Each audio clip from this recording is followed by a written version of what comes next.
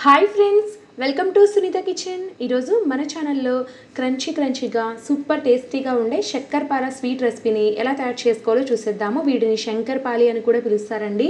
చాలా బాగుంటాయి, తినే కొద్దీ తినాలనిపిస్తుంది.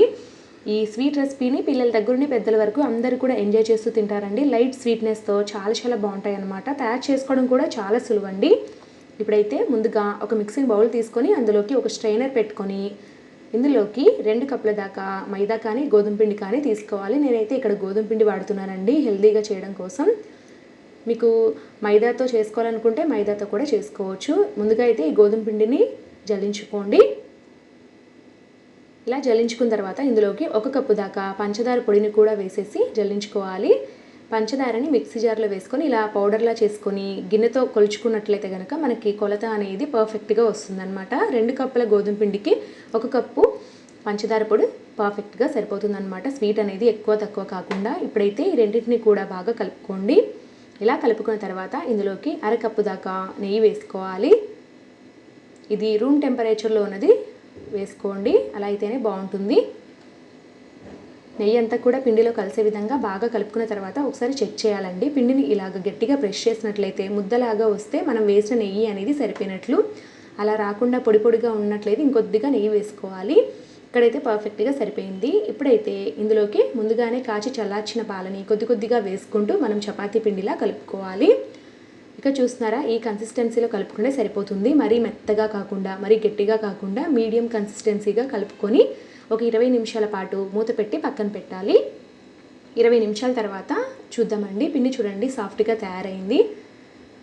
ఈ మిశ్రమాన్ని ఇప్పుడు మరలా మనం గట్టిగా చాలాసేపు కలపాల్సిన అవసరం లేదు. వెంటనే ఇలాగా 2 ఉండల్లాగా చేసేసుకొని ఒక్కొక్క దాన్ని ఇలాగా చపాతీలా స్ప్రెడ్ చేసేసుకోవాలన్నమాట. మరీ పలుచగా కాకుండా కాస్త థిక్నెస్ ఉండే విధంగా స్ప్రెడ్ చేసుకోవాలండి. ఇక్కడ మీకు చూపిస్తాను ఎంత మందంగా ఉండాలనేది. ఇక్కడ చూస్తున్నారు కదా, 1/2 ఇంచు మందంగా ఉంటే సరిపోతుంది. ఇప్పుడు ఈ చపాతీలా చేసుకున్న దాన్ని మనం కట్ చేసుకోవాలండి ఇలా రెక్టాంగులర్ షేప్లో. తర్వాత చిన్న స్క్వేర్ షేప్లో కట్ చేసుకుంటే మనకి శక్కర్పార రెడీ అయిపోయినట్లే. వీటిని ఆయిల్లో డీప్ ఫ్రై చేసేసుకోవడమే.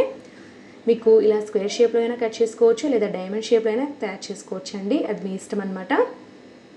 ఎక్కువగా మనకి స్వీట్ షాప్లో ఈ 2 రకాలుగా కూడా దొరుకుతూ ఉంటాయి, స్క్వేర్ షేప్లో అలాగే డైమండ్ షేప్లో. సో మీ ఇష్టానికి తగ్గట్టుగా కట్ చేసుకోండి. మొత్తం పీసెస్ అన్నిటికి కూడా ఇలాగా మనం ఒక ప్లేట్లోకి తీసి రెడీగా పెట్టుకోవాలండి డీప్ ఫ్రైకి. అదేవిధంగా నేను ఇక్కడ కడాయిలో ఆయిల్ వేసి వేడి చేశాను. ఆయిల్ అనేది లైట్గా వేడిగా ఉంటే సరిపోతుంది, మరీ ఎక్కువ హీట్ అవ్వకూడదండి. సో ఇది చూసుకోండి. ఆయిల్ ఇలా లైట్గా వేడెక్కిన తర్వాత మనం ఒక గుప్పెడి శక్కర్పారని ఇలా విడివిడిగా వేసుకుంటూ వేయించుకోవాలి. ఒక 2 నిమిషాల పాటు కలియబెట్టకూడదండి. అదేవిధంగా కడాయికి సరిపడగా మరీ ఎక్కువగా వేసేయకండి. కొద్దిగా వేసి వేయించుకుంటే ఇవి ఫ్రీగా బాగా వేగుతాయి, అన్ని వైపులా కూడా ఈవెన్గా వేగుతాయి లోపలి వరకు కూడా. ఒక 2 నిమిషాల పాటు లో ఫ్లేమ్లో వేయించుకున్న తర్వాత ఇవి వాటంతట అవి పైకి తేలుతూ వస్తాయి కదా. తర్వాత మనము మీడియం ఫ్లేమ్లోకి అడ్జస్ట్ చేసుకొని ఇవి గోల్డెన్ కలర్ వచ్చేంత వరకు వేయించుకుంటే సరిపోతుంది. మరీ డార్క్ కలర్ వచ్చేంత వరకు ఉంచకండి. అలా ఉంచేసారంటే బయటికి తీసిన తర్వాత మరీ డార్క్గా అయిపోయి అంత బాగుండవండి. గోల్డెన్ కలర్ రాగానే ఇలా పక్కకు తీసి పెట్టుకోండి. అదేవిధంగా వెంటనే మిగతా పీసెస్ని వేసేసుకోకూడదండి ఆయిల్లోకి, ఎందుకంటే ఆయిల్ బాగా వేడిగా ఉంటుంది కదా. సో మరలా మనం ఫ్లేమ్ని లోలోకి అడ్జస్ట్ చేసేసుకొని కాసేపటి తర్వాత మిగతా పీసెస్ని కొద్దిగా వేసుకుంటూ వేయించుకోవాలి. అలా అయితేనే మనకి అన్నీ కూడా ఈవెన్గా ఒకే కలర్లో వస్తాయి. ఇవి వేడిగా ఉన్నప్పుడు కాస్త సాఫ్ట్గా ఉంటాయండి. పూర్తిగా చల్లారిపోతాయి కదా, అప్పుడు క్రంచీగా గుల్లగా చాలా బాగా వస్తాయి. మీరు మెత్తగా ఉన్నాయని చెప్పి కంగారు పడకండి. పూర్తిగా చల్లారిన తర్వాత గుల్లగా చాలా బాగుంటాయండి. చాలా టేస్టీగా ఉంటాయి అన్నమాట. చాలా సింపుల్గా మనం ఇక్కడ శక్కర్పార తయారు చేసుకున్నాం కదా. ఈ వీడియో కనుక మీకు నచ్చినట్లయితే ఇలాంటి మరెన్నో సింపుల్ అండ్ టేస్టీ రెసిపీస్ కోసం నా ఛానల్ని తప్పకుండా సబ్స్క్రైబ్ చేసుకోండి. Thank you for watching.